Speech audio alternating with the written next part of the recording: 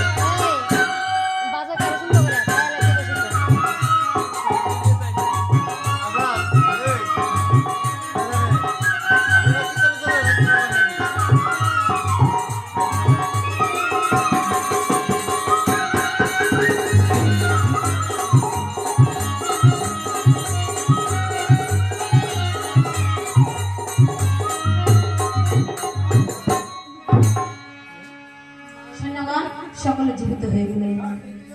জীবিত হয়ে বলেছেন, কে বলেছে আমরা যুদ্ধে পরাজয় হয়েছে? এমন সময় মহামুনি সীতার নিকট ভিক্ষা প্রার্থী হলেন। এসে বলছেন, মা মা গো আমার কিছু ভিক্ষা দাও। বলছে, হে মুনিব আপনি কি কিসের ভিক্ষা দেবো বলুন? একবার ভিক্ষা দিয়ে আমি যেই বিপদে পড়েছি, আমি আর ভিক্ষা দিতে চাই না। বলছে, মা এই ভিক্ষার অর্থ এই ভিক্ষার অর্থটা জেনে নিন। এই ভিক্ষার তোমার দুই পুত্রকে আমার কাছে ভিক্ষা দাও, যার পুত্র তার কাছে তুলে দেব। আর তুমি যে বহুদিন পর্যন্ত মা রামের চরণ ছাড়া হয়ে আছো, তোমাকে রামের সঙ্গে জোগাড় করে দেব। তখন সীতা দেবী বলছেন,